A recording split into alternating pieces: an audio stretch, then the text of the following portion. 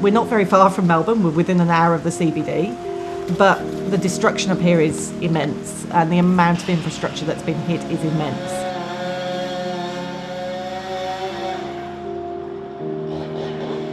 Sarah Millman and her partner Ben Cotton are back to clean up their home in the Dandenong Ranges and to salvage what's left. I think that's written off, to be honest. 2 weeks ago, in the early hours of Thursday morning, this tree came crashing down in strong winds, narrowly missing the house. And at 2:30, there was just an enormous crash, bang, and then all of the sort of sound of things hitting the roof. And the car horn. And then the car horn. The tree fell so close to the gas main, it fell so close to the house. If it had been even just a sort of a fraction across, it would have just destroyed the whole thing and taken us with it. The couple were at home with their daughters on the night of the storm. Yeah, so we bunkered up, got them all dressed just in case we had to do a run for it. There was a huge power line, what you could see through the tree, but huge power lines down across the path there. So I wasn't going to risk them being live, especially not at 3 o'clock in the morning. We very quickly arranged to get the girls off site. The storm left a trail of destruction across large parts of the state, felling thousands of trees and flooding parts of Gippsland and central Victoria.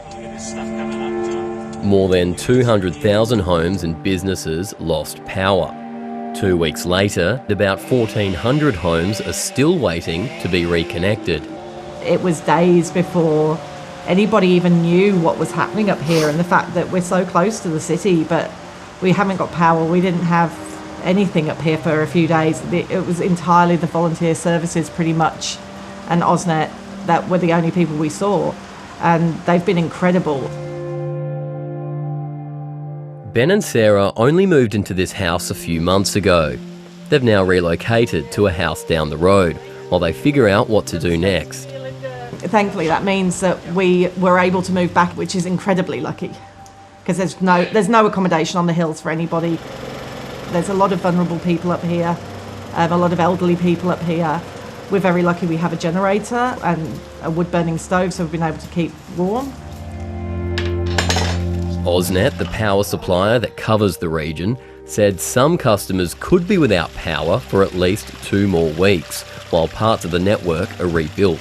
The temperatures up here are on average 5 degrees lower than it is down in the city.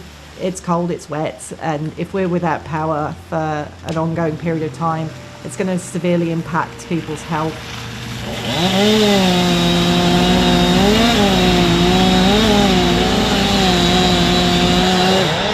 That was all my veranda. So the tree that came down bounced on the main roof and then off, and it sort of sliced off the front of the garage. Okay. It's just got a broken windscreen.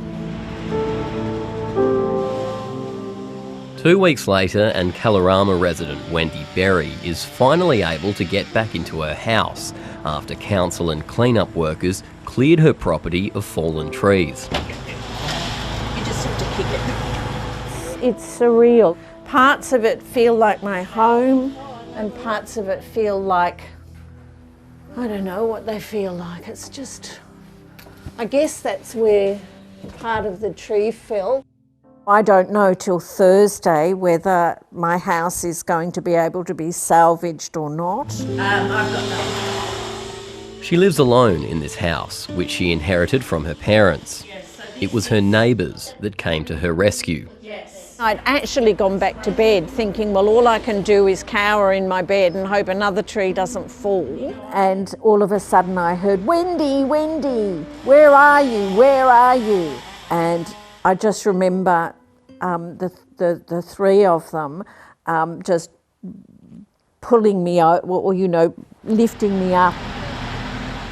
She's been staying with neighbours ever since and will soon move into a house that her friends own. There's another girl who may well be moving in with me. She lost her house.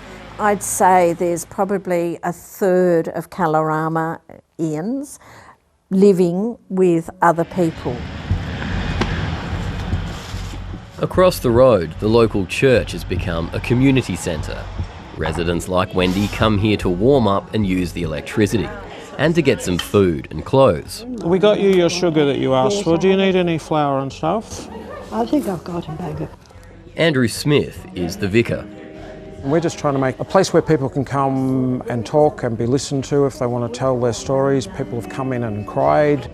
This is going to be long haul. I think this is going to be, months and months and months before the clean-up happens here. And people are badly traumatised, I think. And some people are telling me when they go off the mountain, people off the mountain really can't imagine what's happened here.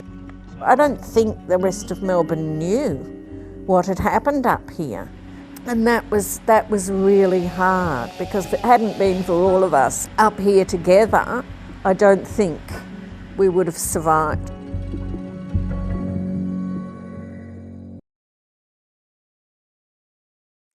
Hi, I'm Lee Sales. Thanks for watching this story. If you'd like to watch more of 7:30's stories, they are on the left of your screen. And tap on the button below to subscribe and get the latest from ABC News.